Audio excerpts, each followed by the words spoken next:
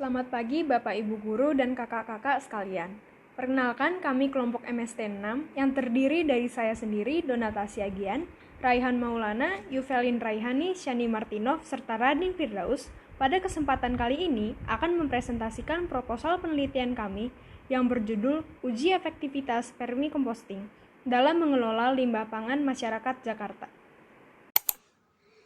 Sisa makanan yang kita buang merupakan salah satu penyumbang limbah terbesar di bumi ini walaupun sering kita abaikan.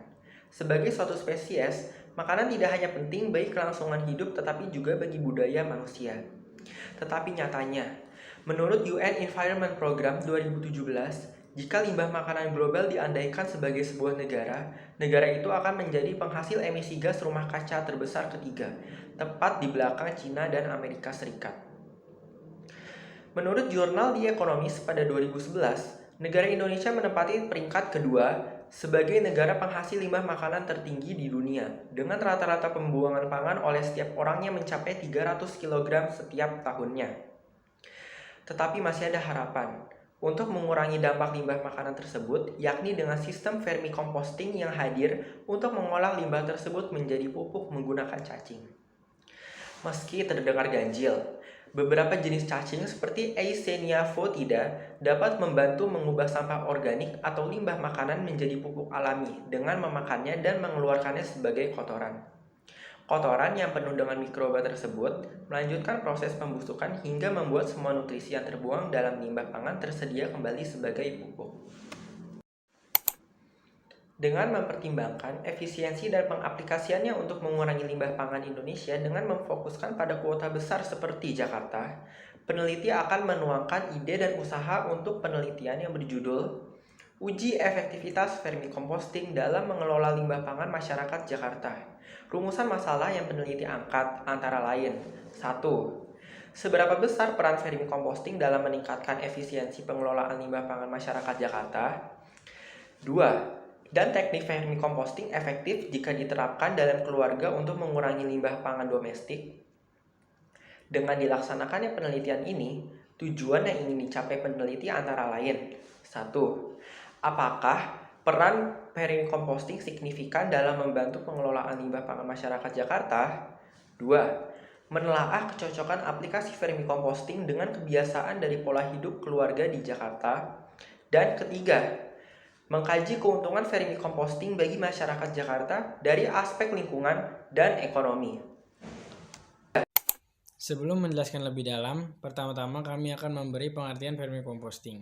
Sederhananya, vermicomposting adalah sistem pembuatan kompos atau perombakan bahan organik yang dilakukan cacing tanah. Hasil pengolahan inilah yang menghasilkan pupuk organik ramah lingkungan dan mengandung unsur hara tinggi yang disebut vermicompost. Dalam pengaplikasian vermicomposting, terdapat beberapa aspek-aspek yang saling bergantung satu sama lain, yaitu struktur fisik yakni kotak atau wadah, organisme biologis yakni cacing. Cacing tanah yang digunakan pada umumnya adalah jenis epigets. Cacing jenis ini adalah cacing tanah pemakan sampah atau pemakan berbagai variasi material tergradasi. Yang ketiga adalah lingkungan yang terkontrol, yaitu suhu, kelembaban, keasaman, dan ventilasinya. Prosedur perawatan yang terdiri dari menyiapkan tempat, mengubur limbah pangan, dan memisahkan cacing dari corannya. Dan prosedur produksi yakni memanfaatkan coran. Vermicomposting yang diaplikasikan memiliki manfaat yang signifikan bagi lingkungan dan pelestariannya, yakni dengan cara-cara berikut ini. Yang pertama, mengurangi limbah yang dikirim ke tempat pembuangan, karena hingga 30% dari sampah rumah tangga harian adalah organik. Lalu yang kedua, mengurangi emisi gas rumah kaca. Bahan organik yang terkubur di tempat pembuangan rusak sangat lambat dan tanpa kehadiran oksigen. Akibatnya dihasilkan gas metana atau gas rumah kaca. Yang ketiga, mengurangi polusi. Ketika bahan organik rusak tanpa adanya oksigen, seperti di tempat pembuangan, cairan beracun yang dikenal sebagai leachate diproduksi. Leachate adalah cairan yang mengalir dari tempat pembuangan. Leachate dapat mencemari tanah dan sumber air. Serta yang terakhir, mengurangi kebutuhan akan pupuk dan pestisida kimiawi. Karena kompos akhir adalah pupuk alami yang mengembalikan nutrisi berharga ke dalam tanah dan mendorong pertumbuhan tanaman yang sehat. Langkah-langkah yang kami lakukan dalam penelitian ini antara lain: yang pertama, mencari tahu berapa lama waktu yang kira-kira dibutuhkan untuk melakukan vermicomposting. Yang kedua, mencari tahu spesies cacing tanah yang cocok dengan daerah tropis dan suhu kota Jakarta. Yang ketiga, memperkirakan harga dari alat dan bahan tertentu, lalu mencari alternatif untuk alat dan bahan yang jarang ditemukan di rumah dan harganya mahal. Beberapa alat dan bahan yang dibutuhkan untuk kelangsungan penelitian ini antara lain 1. Wadah plastik atau kayu. 2. Kain goni. 3. Koran atau majalah bekas. 4. Cacing tanah. Yang kelima, timbangan. 6. Limbah pangan. 7. Tanah. 8. Wadah untuk menampung leset. Dan yang terakhir, 9, yaitu kuesioner. Yang keempat, membuat kuesioner untuk mengumpulkan data dan menimbang keefektifan sistem vermicomposting terhadap kehidupan masyarakat Jakarta. Kuesioner ini akan diberikan kepada beberapa orang yang berdomisili di Jakarta dan berasal dari beragam tingkatan status ekonomi.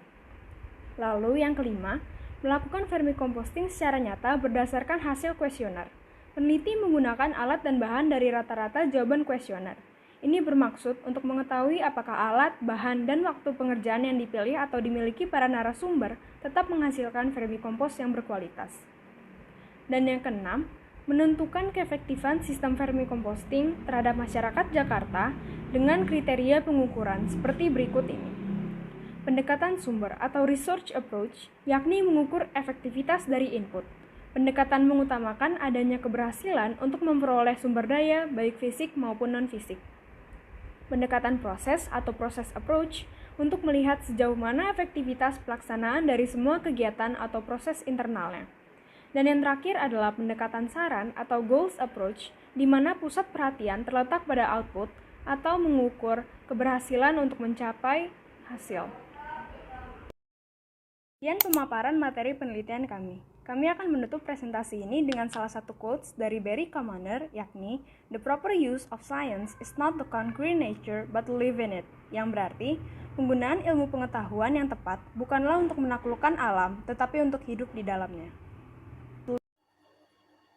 Oleh karena itu, kiranya penelitian kami dapat menjadi salah satu penggunaan ilmu sains dan pengetahuan alam yang berguna bagi lingkungan sekitar. Sekian dari kami, terima kasih.